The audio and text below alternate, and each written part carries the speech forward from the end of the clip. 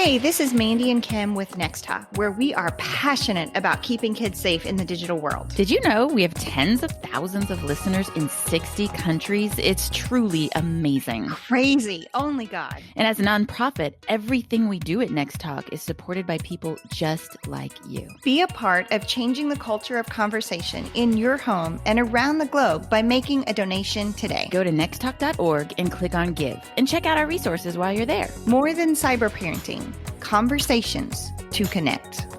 I was recently speaking at an event and had another great question during the Q&A. And this was a mom of boys. I can't remember if she had just a single son or multiple boys, but she was a boy mom, right? And this was her question. She said, my son is growing up in such a sexualized culture. How do I talk with him about this? Are there specific things that I need to cover because he's a boy? Mm. And oh, my face just lit up. I was like, I love this question so much. I love it because I'm raising a son. Yep. And I'm over here learning there are very specific things that we need to talk to our boys about that we may not need to cover with our girls. Well, and probably a lot younger than we think in an age-appropriate way. We can introduce and start these conversations. I know I have younger boys and we're already talking about a lot of this because things have just gone crazy and things are so accessible to them. Even in cartoons and YouTube videos, there is sexualized culture everywhere. Absolutely. And I actually, when she asked me the question, I kind of had a flashback to a moment I had with my son years ago. And that's kind of where I started answering this question. And so I kind of want to start with that story. He was in elementary school. I can't remember really specifically how old he was, but it was years ago. And we had just started on this journey of trying to talk about everything. And so I would always say, if a new thought or idea or something enters your mind, come home and talk to me about it. And I was trying to get him to open up. And one day we were in HEB, which for those of you not in Texas, you poor souls, you want to chime in with something, don't you? Oh, man. I did not realize how amazing HEB was until we started traveling and staying like in timeshares where we'd grocery shop in other places. And I'd go in and I'd be like, what? Like, how am I? What? I mean, HEB is incredible. It is just it's a gift from heaven. It is gift from heaven. Jesus's earthly home for Grocery produce. store. It is amazing. Yes. It is. And so my son and I, we were in there shopping, and this was before curbside people. I mean, this is an Real ancient shopping. story. So me and my little boy were in HEB, right? And I remember distinctly seeing this woman, and she was dressed like, you don't want to judge people, right? But I mean, nothing was left to the imagination. So I knew the color of the thongs. I knew the color of the bra. It was, everybody's getting visual stuff. Thank you, Mandy.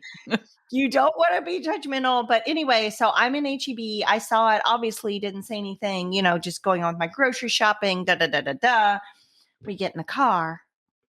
My little boy, who has been told, if you have a new thought or you have then you come home and ask me because I want to know what's in your little brain. He says, Mama, that girl, her bra was this color and her thong was he didn't say thong, he said underwear. I think her little string underwear was this, he's like telling me. And I was like, here we go. Mm-hmm. Teachable moment. Mm-hmm. Teachable moment, right? So I started off, thank you so much for telling me. I'm so proud of you. This is exactly what I want you to do, right? Second thing, well, we can't judge her, sweetie. When mommy was little and I was a teenager, I didn't dress very well either. I made bad choices. We don't know what's going on. So this does not give us the right to judge her. Okay. So those are like the first two. Mm-hmm. Thank you so much for telling me. You don't get a right to judge her. Yeah. But then it evolved into all these amazing, wonderful conversations. So one of the first things I said to him after getting those two out of the way was, hey, honey, listen, as a boy, what I need you to know is that it's so natural that you notice girls, because that is natural. My husband always says guys are visual. And so I kind of use that to understand my son a little bit, right? But then I said, it doesn't matter how she was dressed or not dressed. I mean, if she was walking around naked in HEB, right? And I literally said that to Yeah. him as a little kid. Even if she were walking around naked, it doesn't give you the right to ever disrespect her, Right. or that woman. And I think he needed to hear that, because yes, you may see something and your thoughts may kind of spiral and you may get imaginative and, be enjoying that visual. But it's your job to take the thoughts captive, like your self control. Just because she's dressed that way, it doesn't mean you can stare, disrespect, slap, touch, ask for a picture, take a picture. You can't do any of it. And I gave him all those scenarios. Like, it gives you no excuse. Right. You are responsible for your thoughts and your actions. So you have to learn self-control. Yep. It is an ongoing conversation. My boys are 12 and 10, and then I have a 7-year-old girl.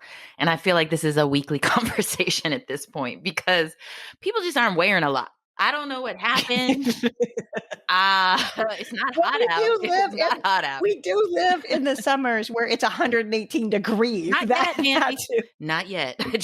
Not yet. You're right. I'm not really sure what's going on, but even on TV and commercials, like, I don't know, people are just hot. And I don't mean like looks. Like, they're just like, I need to take it all off and just walk around. Everybody's in menopause. I don't know.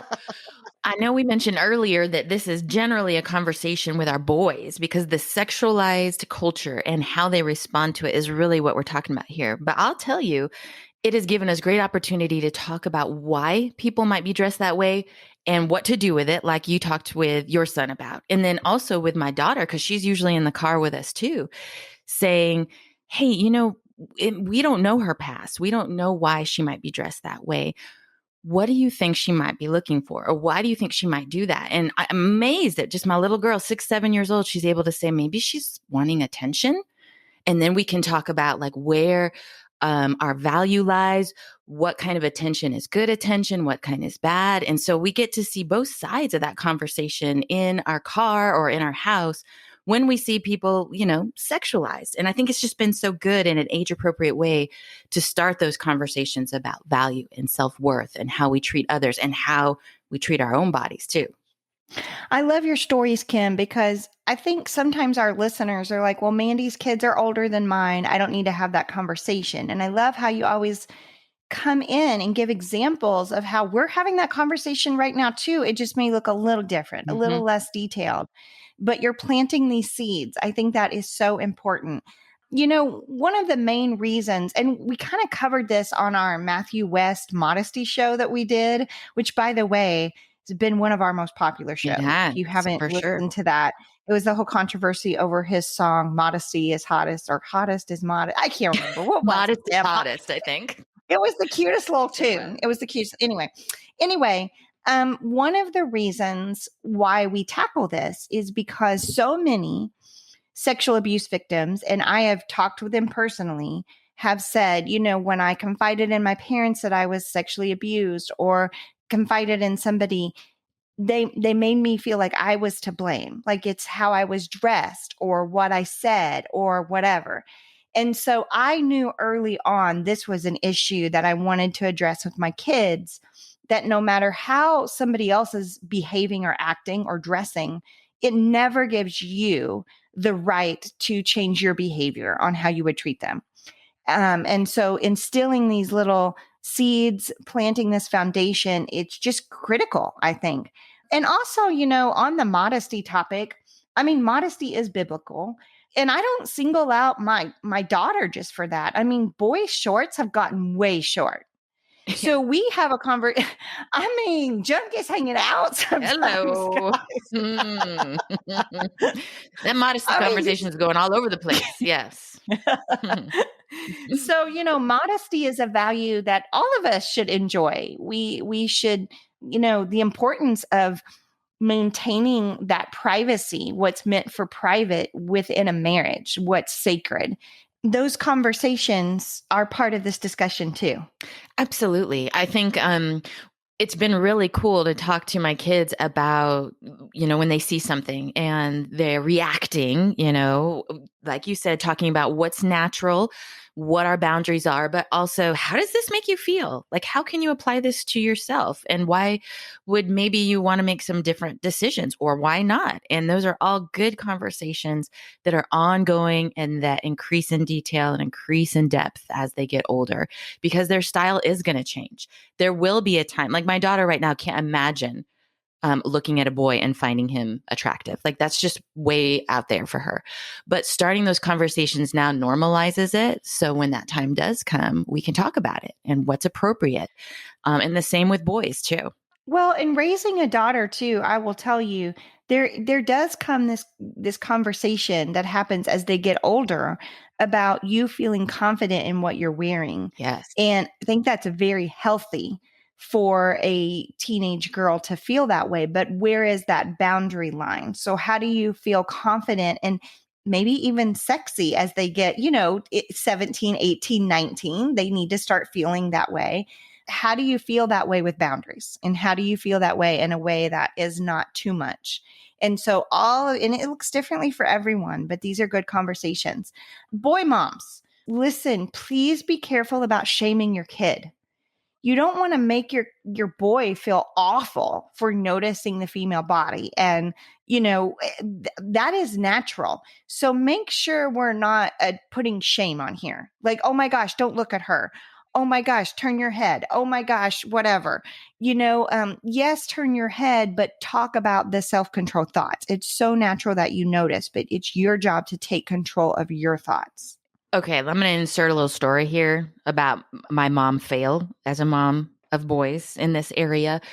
Just so you don't feel alone if you've done this. I thought I was doing a pretty good job, but I think I overly prepared them for like protecting their heart and mind in this area because we got to a point where, especially my younger son, who I'd say at about age 7 and 8, we'd be like in the Walmart walking through the In the underwear in the Walmart. Walmart, walking through the under, and people wear all kind of crazy stuff at the Walmart, but we'd be walking through the underwear section, and they have the pictures of women in underwear because it's the underwear section, and he'd be like, "Mom, mom," and cover his eye. "Oh my goodness, mom, they're naked."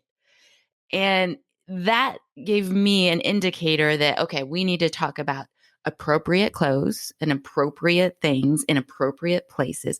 It is the underwear section. Like she's not doing anything crazy. She's just standing there in the picture, letting you know this is where you can wear underwear, which is a normal function of everyday life. And so sometimes you just got to break it down for your kids. They go way out, way far out there, like everything is bad.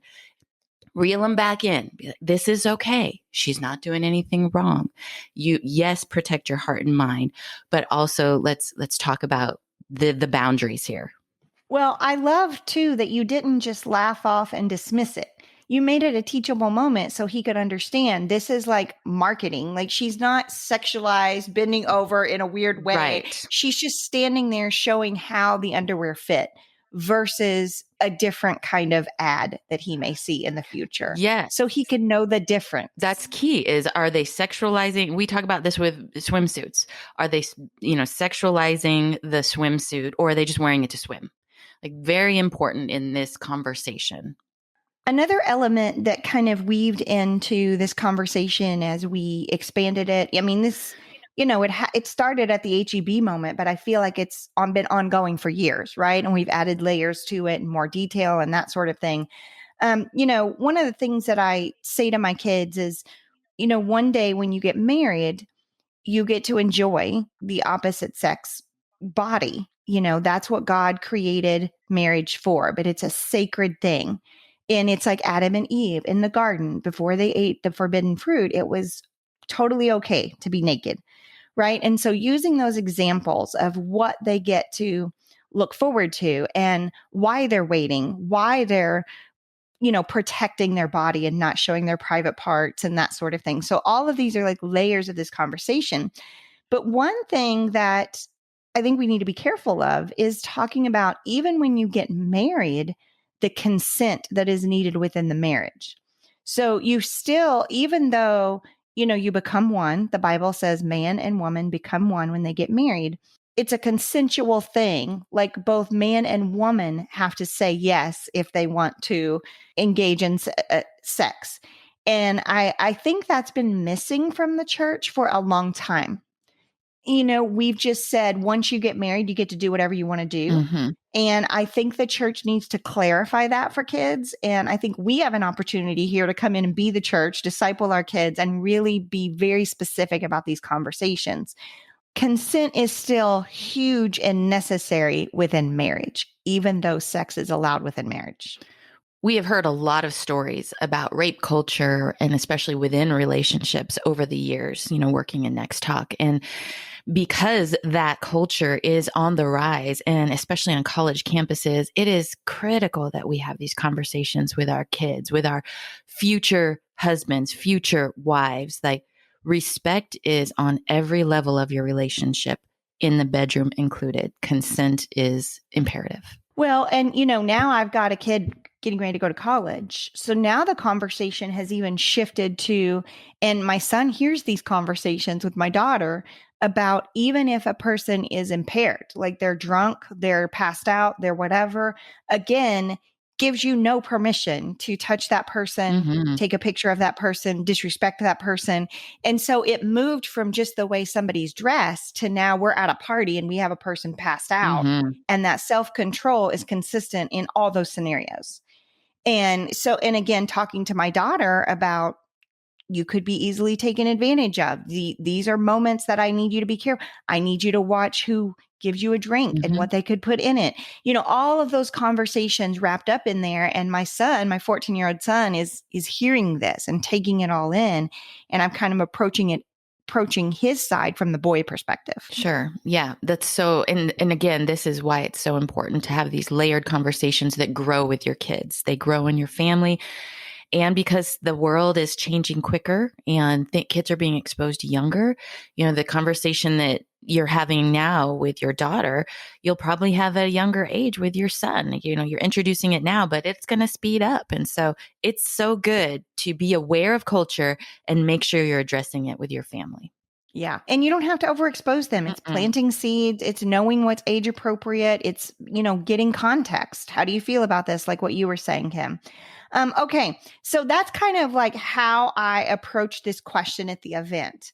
And we were kind of pressed for time. And so I didn't have a whole lot I couldn't go into detail on some other things. But since that, I've been thinking more about this question. And one of the things that I wish I could have had time to address was this. We automatically think sexualized culture, what conversations do we have to have with our boys? And we automatically go to boys respecting girls. And that's good. That needed to happen. And we definitely need to cover that 100%, everything we just said.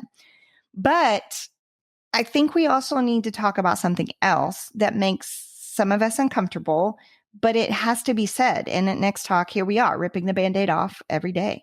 All day long. That's what we do. That's what we do. Pornography and the kind of pornography that kids are watching has changed the objectification. So yes, women are still objectified. And obviously we covered all these talking points to make sure women are protected, and consent is a huge conversation, right? But what we need to be aware of is one of the most searched terms on Pornhub is anal. And because of that, boys are being sexualized. So we're seeing boy on boy child abuse. An older boy may show a younger boy a pornographic video and say, do this to me. So the conversation, yes, needs to evolve around consent with women, but we also need to talk about any person trying to push you past a boundary, see a private part, whatever. So we need to encompass all of the stuff that's happening in culture, not just the traditional, respect girls. I mean, it needs to be a both and. Yeah, absolutely. It's funny because we just started these conversations at my house because of PE. And one of my kids was like, oh my goodness, Actually, it was my youngest. She was like, "Oh my goodness, am I going to have to change in a room full of people for PE someday?" And she was, concerned about that. And it was great because all of my kids were there and I was able to say, "Tell me how you feel about that. What do you think would be appropriate or inappropriate?" And we were able to start those conversations in an age appropriate way to get their little minds thinking about boundaries. And that's as far as it needed to go, because as they get a little bit older, we're going to talk about touching in the locker room, filming in the locker room, sports. Boys, they like to, get rough and they like to slap each other's butts and do different things. Where's our boundary with that? And so starting the conversation when they're young about what makes them comfortable and not, and planting those little seeds allows for them to be prepared when the time comes when they're going to face these things. Absolutely. See, again, you took a really heavy topic and applied it to a younger scenario here on what this looks like. With the boy on boy stuff, though, I did want to say we are seeing this thing, and it's only in certain geographical areas. And I'm just going to say it, it may not be at your school, but mostly middle school boys, they're doing this thing called finger blasting. And what it means is they're walking down the hallway and maybe a boy behind him will take a pencil and kind of put it near his butt. And I'm not saying they're like going up, it's not assault, but it's a boundary issue. Mm-hmm. Like they think it's okay to take a ruler and put it near a kid's butt and like almost finger blast him. Mm-hmm. That's what they call it. And so, what a great opportunity if that starts happening with your teen boy to have a conversation about boundaries. Hey, all these conversations we've had about girls and respecting girls. This goes for boys too. This is not okay.